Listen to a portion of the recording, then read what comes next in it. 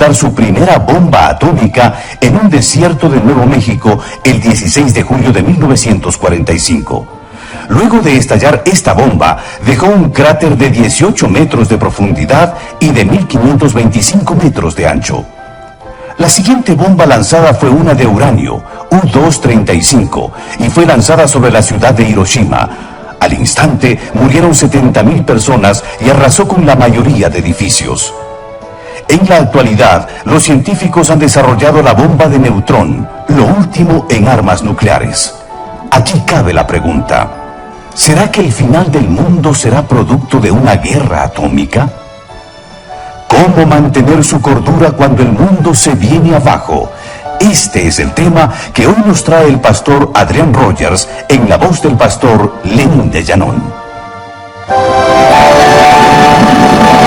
Cordiales saludos, apreciados amigos. Les invito a abrir sus Biblias en 2 de Pedro, capítulo 3, comenzando desde el versículo 10. Dice: pero el día del Señor vendrá como ladrón en la noche, en el cual los cielos pasarán con gran estruendo, y los elementos ardiendo serán deshechos, y la tierra y las obras que en ella hay serán quemadas. Puesto que todas estas cosas han de ser deshechas, ¿cómo no debéis vosotros andar en santa y piadosa manera de vivir, esperando y apresurándoos para la venida del día de Dios, en el cual los cielos encendiéndose serán deshechos, y los elementos, siendo quemados, se fundirán? Pero nosotros esperamos, según sus promesas, cielos nuevos y tierra nueva, en los cuales mora la justicia. Por lo cual, oh amados, estando en espera de estas cosas, procurad con diligencia ser hallados por él sin mancha e irreprensibles, en paz. Y tened entendido que la paciencia de nuestro Señor es para salvación. Como también nuestro amado hermano Pablo, según la sabiduría que le ha sido dada, os ha escrito, casi en todas sus epístolas, hablando en ellas de estas cosas, entre las cuales hay algunas difíciles de entender, las cuales los indoctos e inconstantes tuercen, como también las otras escrituras, para su propia perdición. Así que vosotros, oh amados, sabiéndolo de antemano, guardaos, no sea que, arrastrados por el error de los inicuos, caigáis de vuestra firmeza. Antes bien, creced en la gracia y el conocimiento de nuestro Señor y Salvador Jesucristo. A Él sea gloria, ahora y hasta el día de la eternidad. Amén. Hasta aquí la palabra de Dios. La era atómica nació el 2 de diciembre de 1942 a las 3:36 de la tarde bajo un estadio abandonado, el Stack Field de Chicago. Unos científicos trabajaban en ese edificio y ellos produjeron la primera reacción atómica en cadena. Desde esa ocasión era teóricamente posible construir una bomba atómica. Luego, Estados Unidos hizo explotar la primera bomba atómica el 16 de julio de 1945 a las 5:20 de la mañana en el árido desierto aproximadamente 50 millas de Alamogordo en Nuevo México. Esa bomba estaba montada en una enorme torre de acero con barras de 10 pulgadas que pesaban 90 libras por pie. Cuando la bomba explotó, la torre se evaporizó. Sus escombros fueron lanzados 7 millas en el aire. La bomba dejó un cráter de 18 metros de profundidad y 1.525 metros de anchura. 5,5 kilómetros a su alrededor. La tierra hirvió y quedó fundida como vidrio. La primera bomba atómica fue lanzada en la ciudad de Hiroshima, que tenía aproximadamente 350.000 habitantes, a las 8:15 de la mañana, el 6 de agosto de 1945. Esa bomba era de 14 pies de largo y aproximadamente 5 pies de diámetro. Pesaba 10.000 libras. Era una bomba de uranio U-235. Fue detonada a 5.000 metros sobre Hiroshima. Cuando esa bomba fue detonada, mató instantáneamente a 70.000 personas. La mayoría de los edificios en esa ciudad fueron nivelados o tan severamente dañados que no se pudieron volver a usar. Luego, el 1 de noviembre de 1952, Estados Unidos explotó la primera bomba de hidrógeno en una isla pequeña en el Océano Pacífico. La llaman un atolón. casi hizo desaparecer la islita de 1 milla de largo y dejó un cráter en el suelo del océano de una profundidad de 53 metros. Nos dicen que una explosión de la bomba de hidrógeno tiene más poder detonador que todas las bombas que fueron lanzadas en Alemania y Japón en la Segunda Guerra Mundial. Hoy nuestros científicos han desarrollado la bomba de neutrón. Es lo más avanzado en armas nucleares porque deja muy poco residuo de radiación. La idea es que una vez que la bomba sea lanzada y las tropas enemigas sean destruidas, el territorio puede ocuparse rápidamente. Y usted me preguntará, Adrián, ¿vamos a presenciar algo eso? ¿Las naciones y la sociedad que conocemos van a ser aniquiladas por una guerra atómica o neutrónica? Será una explosión atómica o neutrónica, pero creo con todo mi corazón que será Dios quien apretará el botón. Y Dios lo describe en el versículo 10. Leamos nuevamente.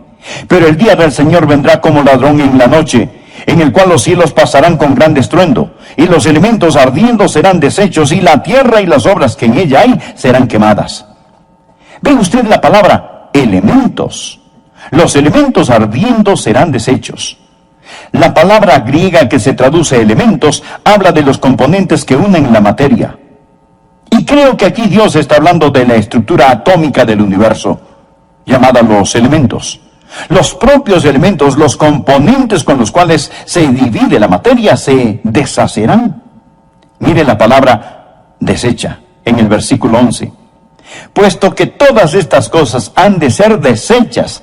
Deshechas es la palabra luo, que literalmente significa desatar o soltar. Por ejemplo, Juan el Bautista dijo de Jesús: viene tras de mí el que es más poderoso que yo, a quien no soy digno de desatar la correa de su calzado.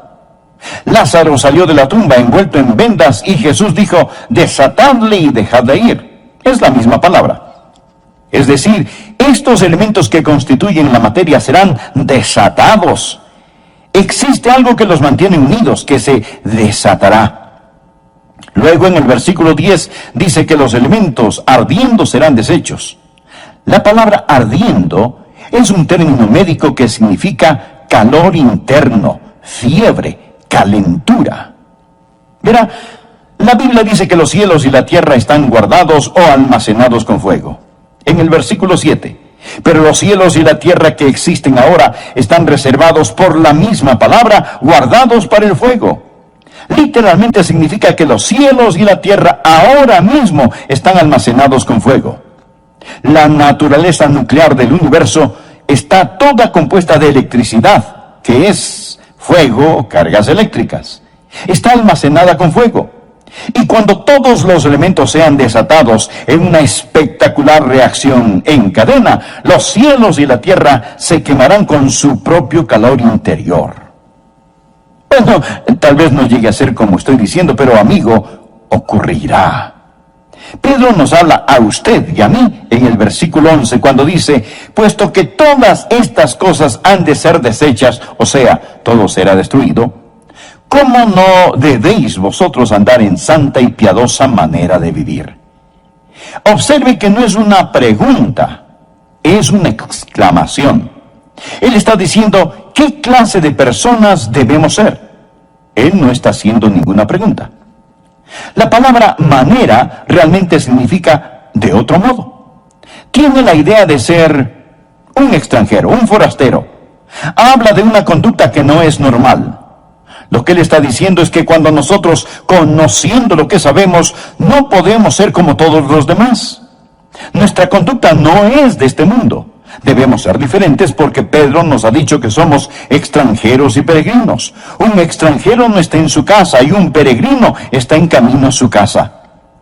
Nosotros no somos ciudadanos de la tierra tratando de llegar al cielo, sino que somos ciudadanos del cielo de paso por la tierra. Por ello debemos ser diferentes.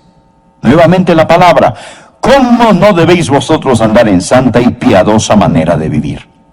Como si fuésemos de otro mundo, nuestra manera de vivir debe ser diferente. Nuestro andar, vestir, caminar, hablar debe ser diferente. No estoy diciendo que debe ser raro, que Dios nos lo permita. Ya tenemos demasiados creyentes raros. No dije raros, sino diferentes, gente peculiar. Si usted es raro, repele a la gente. Pero si es diferente, atraerá a las personas, porque quieren saber lo que le hace diferente, quieren saber qué le ayuda a sobrellevar las cargas de este mundo. Luego nos dice que debemos andar santa y piadosamente. La palabra santa habla de nuestro carácter y piadosamente habla de nuestra conducta. Esa es la manera en que nosotros debemos vivir. Pero cuando se habla de santidad, muchos se ponen nerviosos. Es decir, si le pregunto a mi congregación, ¿cuántos quieren ir al cielo? ¿Cuántos quieren ser felices? ¿Cuántos desean estar saludables? ¿Cuántos desean tener riquezas? ¿Cuántos anhelan ser sabios? Levanten su mano. Todos queremos todas estas cosas, pero no muchas personas dirán, yo quiero ser santo. La palabra santo pone un poco nerviosos a los creyentes y a los no creyentes los ofenden. A este mundo no le gusta la palabra santo. De hecho, cuando se quieren burlar de usted, lo llaman santulón o santurrón. Ellos ridiculizan la santidad. ¿Cómo no debéis vosotros andar en santa y piadosa manera de vivir? Habla de nuestra conducta. ¿Qué significa literalmente la palabra santo? Significa estar separado, ser diferente, apartarse para un propósito especial. Yo no me pertenezco a mí mismo. No soy mi propio dueño. Yo pertenezco al Señor. La santidad no es tener una actitud de superioridad hacia otros, simplemente ser diferente. La santidad no es tampoco estar enclaustrado en un monasterio o convento. No significa retirarse. El ser santo significa ser diferente a las personas de este mundo. De hecho, significa ser como Dios. Pedro nos dice lo que significa en 1 de Pedro capítulo 1, versículo 15. No es difícil de entender si usted lee la palabra de Dios. Dice, como aquel que os llamó es santo, sed también vosotros santos en toda vuestra manera de vivir. Dios es santo. Y el ser santo, por consiguiente, es simplemente ser como Dios. A su vez, leamos 2 de Pedro capítulo 3, versículo 11. Puesto que todas estas cosas han de ser deshechas, ¿cómo no debéis vosotros andar en santa y piadosa manera de vivir? Ahora, ¿qué es la piedad? Es simplemente estar consagrado y agradar a Dios. Si usted agrada a Dios, no importa a quién desagrade. Pero si desagrada a Dios, no importa a quién usted agrade. Nosotros debemos ser piadosos, es decir, agradar a Dios con nuestra manera de vivir. Hasta ahora solo he mencionado la introducción del mensaje. ¿Cómo mantener una cordura cuando el mundo se viene abajo? Pedro nos da 5 puntos que quiero que estudiemos. Pedro nos está preguntando qué clase de personas debemos ser al saber lo que va a suceder. Que un día todo esto con lo que el hombre sueña, hace planes y ha vendido su alma por alcanzar, va a terminar en plasma fundida. Puesto que todas estas cosas han de ser deshechas, ¿cómo no debéis vosotros andar en santa y piadosa manera de vivir? Su carácter y su conducta. Luego describe esa conducta y sus 5 componentes. ¿Qué tipo de persona debe ser usted? Primero, usted necesita ser una persona que espere su venida. Mire el versículo 12. Esperando y apresurándoos para la venida del día de Dios. Versículo 13. Pero nosotros esperamos, según sus promesas, cielos nuevos y tierra nueva. Versículo 14. Por lo cual, oh amados, estando en espera de estas cosas, procurad con diligencia ser hallados por Él, sin mancha e irreprensibles. ¿Lo ve? La palabra esperar es anticipación y expectativa. Todo creyente debe estar esperando la venida de Jesucristo hoy. Hoy. Su venida es inminente. En Mateo 24, versículo 36, Jesús dijo, pero el día y la hora nadie sabe, ni aun los ángeles de los cielos, sino solo mi Padre. Si alguien intenta ponerle fecha a la segunda venida de Jesucristo, simplemente hágale conocer este versículo. Ahora el versículo 38. Porque como en los días antes del diluvio estaban comiendo y bebiendo, casándose y dándose en casamiento, hasta el día en que Noé entró en el arca, y no entendieron hasta que vino el diluvio y se los llevó a todos, así será también la venida del Hijo del Hombre. Las personas estaban llevando sus vidas como de costumbre. Y de repente vino el diluvio y entonces fue demasiado tarde. Pedro nos dice que sucederá igual cuando Jesucristo regrese. Versículo 42. Velad pues, porque no sabéis a qué hora ha de venir vuestro Señor. Usted no sabe el día, usted no sabe la hora. Mi estimado amigo, esta puede ser la hora. Él está diciendo que velemos. Versículo 44.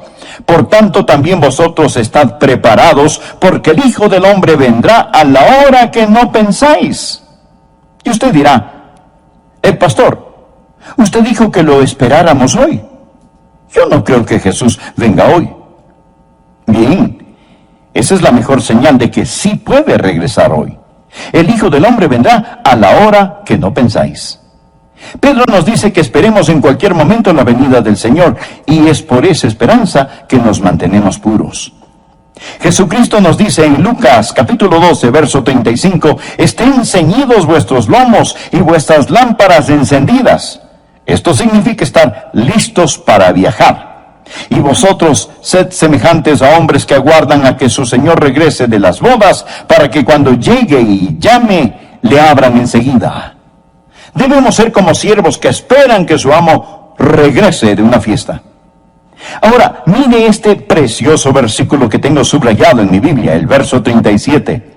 Bienaventurados aquellos siervos a los cuales su Señor, cuando venga, halle velando.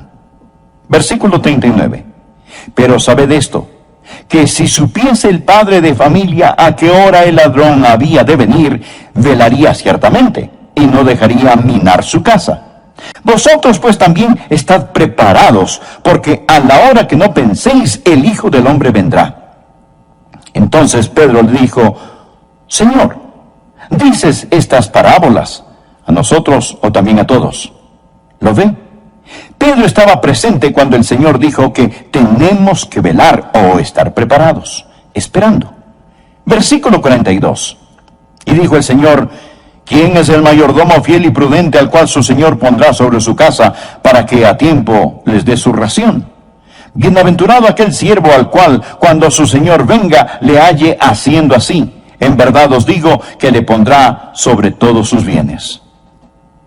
Ahora, escuche lo que dice el versículo 45. Mas si aquel siervo dijere en su corazón, mi Señor tarda en venir, y comenzare a golpear a los criados y a las criadas, y a comer y beber y embriagarse, vendrá el Señor de aquel siervo en día que éste no espera, y a la hora que no sabe, y le castigará duramente, y le pondrá con los infieles. Esta parábola simplemente está diciendo, mi estimado amigo, que esté listo, esperando la venida del Señor en cualquier momento. Hace mucho tiempo leí acerca de las dos niñas que esperaban el bus escolar. Una le dijo a la otra, entiendo que el comité escolar va a visitar nuestra aula uno de estos días. La otra le respondió, bien.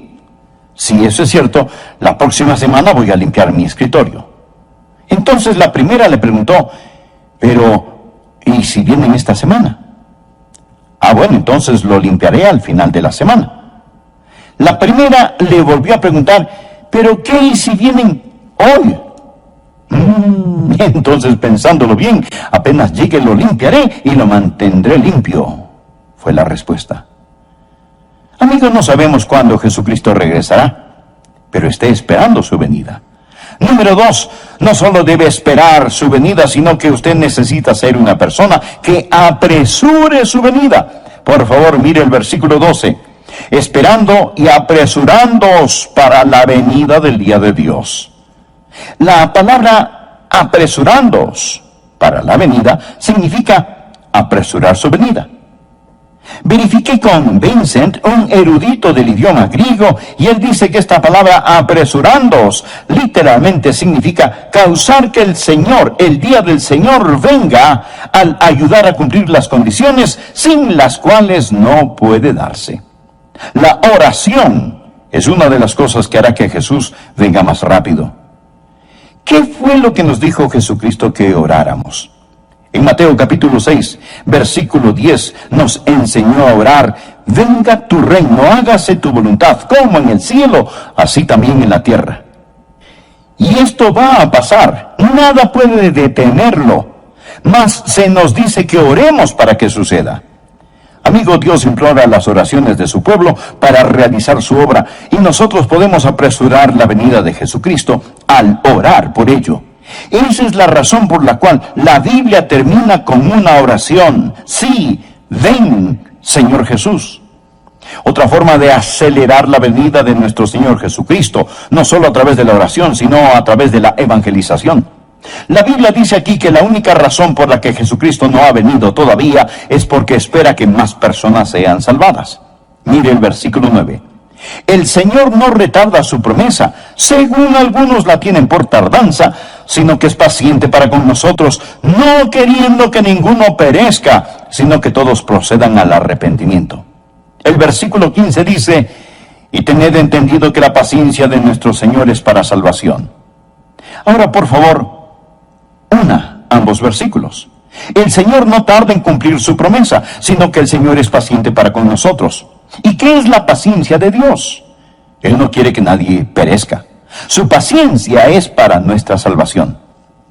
Hechos capítulo 15 cuenta cómo Dios desde el principio escogió de entre los gentiles un pueblo para su nombre, y que después regresaría y reconstruiría el tabernáculo de David. ¿Qué significa esto? Simplemente significa que Dios ahora mismo está en un programa de construcción. Él está edificando la esposa, la iglesia del Señor Jesucristo. Hay un número conocido solo por Dios, y cuando esa última persona se salve, entrará la plenitud o la totalidad de los gentiles, y Jesús regresará por su novia.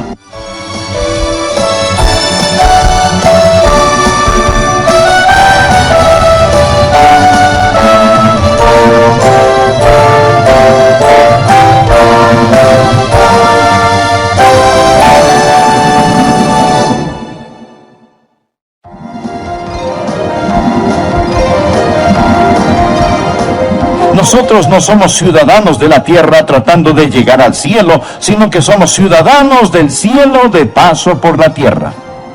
Por ello debemos ser diferentes. Nuevamente la palabra: ¿cómo no debéis vosotros andar en santa y piadosa manera de vivir? Como si fuésemos de otro mundo, nuestra manera de vivir debe ser diferente. Nuestro andar, vestir, caminar, hablar debe ser diferente.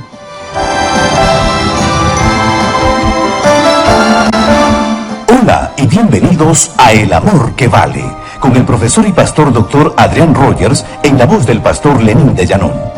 1942 fue el año en el que un grupo de científicos produjeron la primera reacción en cadena e hicieron posible la construcción de la bomba atómica. En julio de 1945, la primera bomba atómica estalló y el 6 de agosto de ese mismo año, la bomba de uranio mató al instante 70.000 personas. En noviembre de 1952, explotó la primera bomba de hidrógeno en una pequeña isla del Pacífico. Provocó un cráter en el suelo del océano de 53 metros de largo. La bomba de hidrógeno tiene más poder detonador que todas las bombas que fueron lanzadas en la Segunda Guerra Mundial juntas. La industria de las armas nucleares continúa. El punto es que si el fin del mundo se produce por una explosión atómica, seguro que esos botones estarán bajo el control del Señor. Hoy continuamos con la segunda parte del tema: ¿cómo mantener su cordura cuando el mundo se viene abajo? Enseguida, el doctor Adrián Rogers, en la voz del pastor Lenín de Llanón.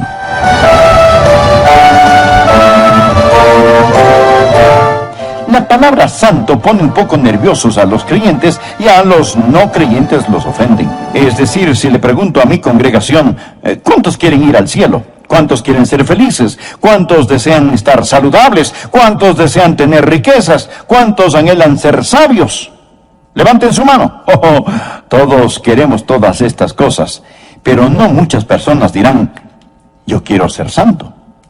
La palabra santo pone un poco nerviosos a los creyentes y a los no creyentes los ofenden. A este mundo no le gusta la palabra santo. De hecho, cuando se quieren burlar de usted lo llaman santulón o santurrón. Ellos ridiculizan la santidad. ¿Cómo no debéis vosotros andar en santa y piadosa manera de vivir? Habla de nuestra conducta. ¿Qué significa literalmente la palabra santo? Significa estar separado, ser diferente, apartarse para un propósito especial. Yo no me pertenezco a mí mismo. No soy mi propio dueño. Yo pertenezco al Señor. La santidad no es tener una actitud de superioridad hacia otros. Simplemente ser diferente. La santidad no es tampoco estar enclaustrado en un monasterio o convento. No significa retirarse. El ser santo significa ser diferente a las personas de este mundo. De hecho, significa ser como Dios. Pedro nos dice lo que significa en 1 de Pedro capítulo 1, versículo 15. No es difícil de entender si usted lee la palabra de Dios. Dice: como aquel que os llamó es santo, sed también vosotros santos en toda vuestra manera de vivir. Dios es santo. Y el ser santo, por consiguiente, es simplemente ser como Dios. Que espere su venida. Mire el versículo 12. Esperando y apresurándoos para la venida del día de Dios. Versículo 13. Pero nosotros esperamos, según sus promesas, cielos nuevos y tierra nueva. Versículo 14, por lo cual, oh amados, estando en espera de estas cosas, procurad con diligencia ser hallados por Él, sin mancha e irreprensibles. ¿Lo ve? La palabra esperar es anticipación y expectativa. Todo creyente debe estar esperando la venida de Jesucristo hoy. Hoy. Su venida es inminente. En Mateo 24, versículo 36, Jesús dijo: pero el día y la hora nadie sabe, ni aun los ángeles de los cielos, sino solo mi Padre. Si alguien intenta ponerle fecha a la segunda venida de Jesucristo, simplemente hágale conocer este versículo. Ahora el versículo 38. Porque como en los días antes del diluvio estaban comiendo y bebiendo, casándose y dándose en casamiento, hasta el día en que Noé entró en el arca, y no entendieron hasta que vino el diluvio y se los llevó a todos, así será también la venida del Hijo del Hombre. Las personas estaban llevando sus vidas como de costumbre, y de repente vino el diluvio y entonces fue demasiado tarde.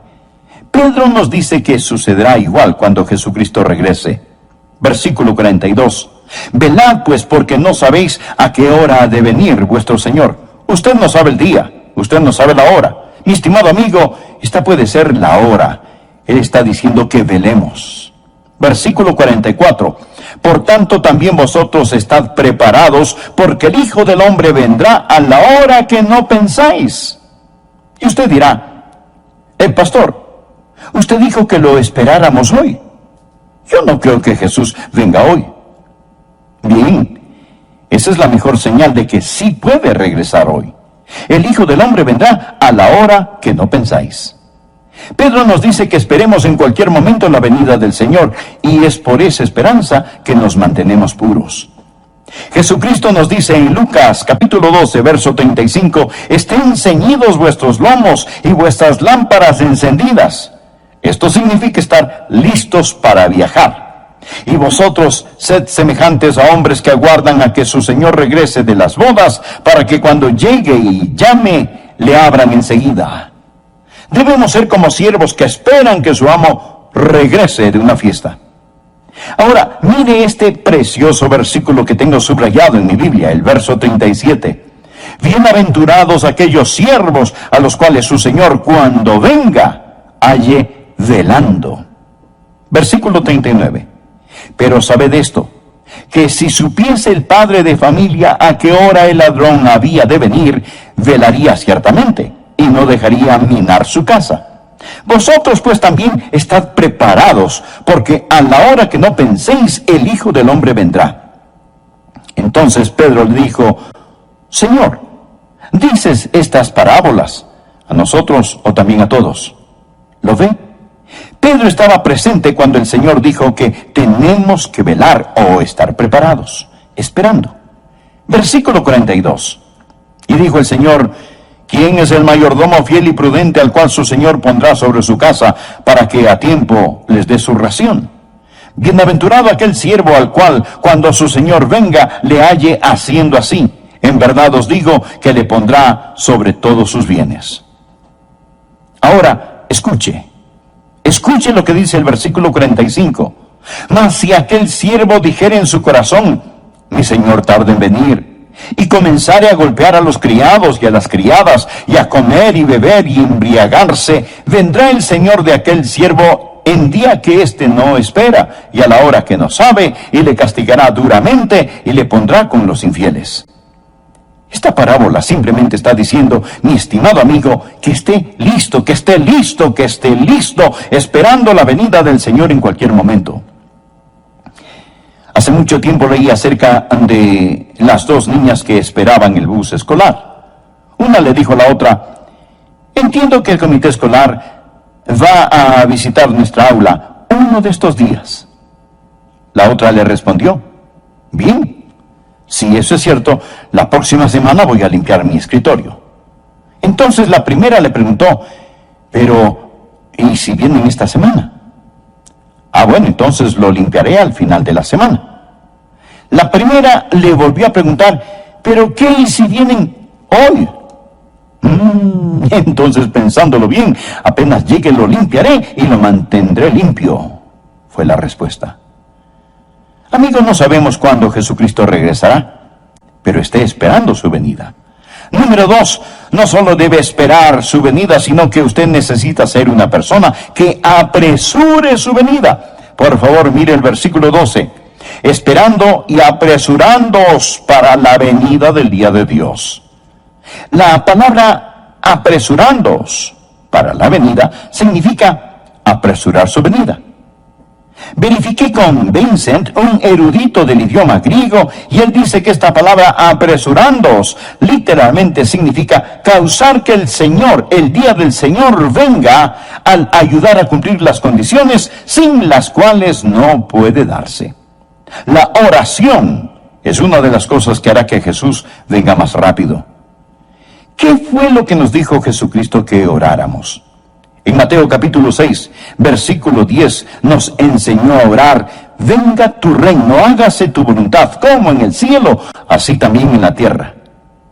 Y esto va a pasar, nada puede detenerlo, mas se nos dice que oremos para que suceda.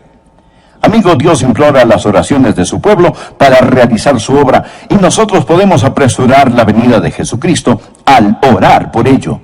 Esa es la razón por la cual la Biblia termina con una oración. Sí, ven, Señor Jesús.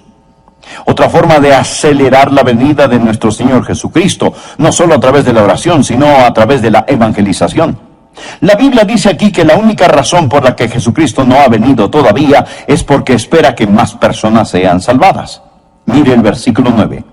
El Señor no retarda su promesa, según algunos la tienen por tardanza, sino que es paciente para con nosotros, no queriendo que ninguno perezca, sino que todos procedan al arrepentimiento.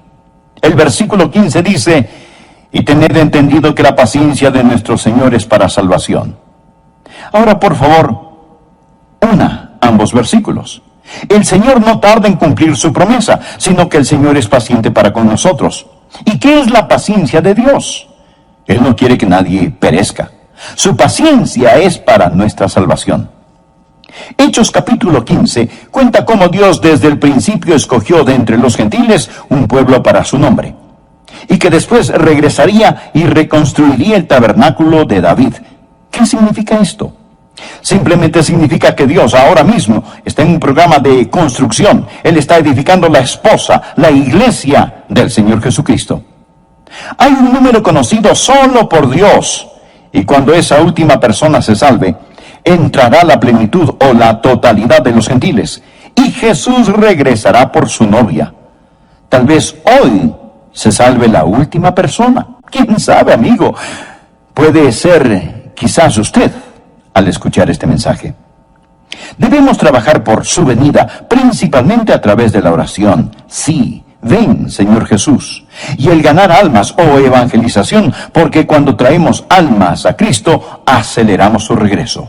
Número 3, no solo debemos esperar y apresurar su venida, sino que usted necesita ser una persona viva por su venida.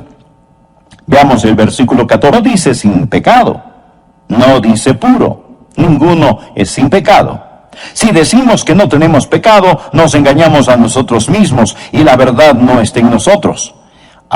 Pero sí podemos ser irreprensibles o sin culpa. ¿Y qué significa vivir sin culpa? Es vivir con un corazón que anhela a Dios, amándole, sirviéndole, confesando nuestros pecados, donde no existe ningún pecado que no hayamos confesado, ni del cual no nos hayamos arrepentido. Luego Pedro habla que debemos vivir en paz, que Él nos halle en paz. Esto significa en paz con Dios y con nuestros hermanos y hermanas en Cristo, pero también quiere decir serenidad. Un sermón como este pone nerviosos a muchas personas, pero no es para estar turbados. Lo que estamos predicando hoy es para darles consuelo, para darles paz. ¿Sabe por qué tenemos paz? Porque somos los únicos que realmente sabemos lo que va a pasar. Existen 3 categorías de personas en el mundo: los que tienen miedo, los que no saben lo suficiente como para tener miedo, y los que conocen su Biblia. Estimado amigo, tenga la paz de Dios y la pureza de Dios. Viva para su venida. Uno de estos días, pronto y muy pronto, Él va a aparecer. ¿Cómo puede mantenerse puro? ¿Cómo puede estar sin culpa? ¿Cómo puede vivir en paz? La única manera que yo conozco es fijando su mirada en Jesús. Leí acerca de un atleta, el señor Blondin. Él era un equilibrista que ataba un alambre a lo largo de las cataratas del Niágara. Y sobre las rugientes cataratas, este hombre caminaba sin una red de seguridad sobre ese alambre de un extremo a otro. En una entrevista le preguntaron que cuál era su técnica. Él respondió: yo pongo una gran estrella plateada sobre la otra plataforma a la cual camino y nunca quito mi mirada de esta. Necesitamos poner nuestra mirada en el Señor Jesucristo y no quitarla, porque la Biblia dice: y todo aquel que tiene esta esperanza en Él se purifica a sí mismo, así como Él es puro. Y esa es la forma en que debemos estar viviendo en estos últimos días, viviendo por su regreso. Cuarto, no solo debemos vivir por su venida, sino que usted necesita ser una persona que estudia acerca de su venida. Versículo 16. Casi en todas sus epístolas, hablando en ellas de estas cosas, Pablo escribió sobre esto una y otra vez, entre las cuales hay algunas difíciles de entender, las cuales los indoctos e inconstantes tuercen, como también las otras escrituras, para su propia perdición. No piense que usted puede tomar una Biblia, hojear sus páginas y entenderla. Oh, no, de ninguna manera. Pedro dice que Pablo escribió sobre la segunda venida de Jesús, pero Simón Pedro, un apóstol lleno del Espíritu Santo, dijo que hay algunas cosas difíciles de entender. ¿Ha tenido usted alguna vez dificultad en entender las Escrituras? Permítame decirle, mi amigo, que está en buena compañía. Simón Pedro dijo: hay algunas difíciles de entender, pero ahora preste atención, las cuales los indoctos e inconstantes tuercen, como también las otras escrituras, para su propia perdición. Los indoctos o ignorantes e inconstantes o inestables a veces tuercen las escrituras. La palabra tuercen literalmente significa poner a una persona en un potro de tortura, como se hacía en los tiempos medievales. Es lo que algunos hacen con la palabra de Dios. Ellos usan su propia cámara personal de tortura, con su ignorancia y su inestabilidad, y toman la palabra de Dios y la tuercen. Usted puede hacer que la Biblia diga lo que sea. La ilustración clásica: Judas salió y fue y se ahorcó. Haga lo mismo, y lo que vas a hacer, hazlo más pronto. Todas estas son escrituras, pero la Biblia no dice que se ahorque. Esto es torcer la Biblia para hacer que diga lo que no dice. No solo debemos esperar, apresurar su venida y vivir por su venida, mas también necesitamos estar aprendiendo acerca de su venida. En 2 de Timoteo leemos: procura con diligencia presentarte a Dios aprobado, como obrero que no tiene de qué avergonzarse, que usa bien la palabra de verdad. Porque con la palabra no se juega. Mire lo que dice: entre las cuales hay algunas difíciles de entender, las cuales los indoctos e inconstantes tuercen, como también las otras escrituras. Ahora escuche, para su propia perdición. Usted está jugando con dinamita.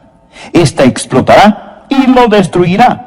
Es una espada de dos filos. Es un condimento de vida para vida o de muerte para muerte. Por último, usted necesita ser una persona que mantiene su firme posición hasta su venida. Versículo 17.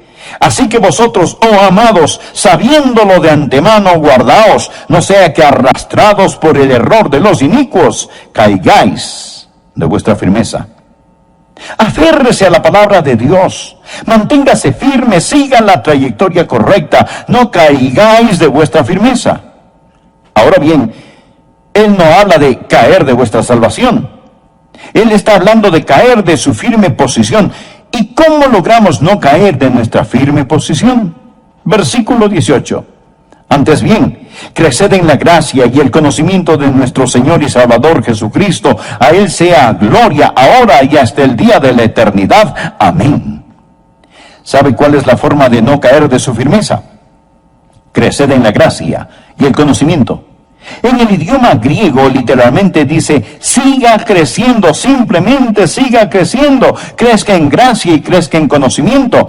La gracia sin el conocimiento lo hará demasiado suave y el conocimiento sin gracia lo hará demasiado duro. Creced en la gracia y el conocimiento de nuestro Señor y Salvador Jesucristo. Amigos, lo que le pasa a mucha gente es que pasan adelante, se salvan y luego se duermen. Y con razón se caen. Ellos no siguen creciendo. Siga creciendo en la gracia y el conocimiento de nuestro Señor y Salvador Jesucristo. Amo la conclusión de este versículo. A Él sea gloria ahora y hasta el día de la eternidad. Amén. ¿Está usted listo para la venida de Jesucristo? ¿Lo está? Alístese, prepárese. Puesto que todas estas cosas han de ser deshechas, ¿cómo no debéis vosotros andar en santa y piadosa manera de vivir, esperando y apresurándoos para la venida del día de Dios? Si usted solo vive para este mundo, amigo, qué tonto es hacer eso. Si sigue a Satanás, está siguiendo un perdedor. Los reinos de este mundo se convertirán en los reinos de nuestro Dios y su Cristo. A Él sea la gloria ahora y hasta el día de la eternidad. Amén. Amigo, no siga a un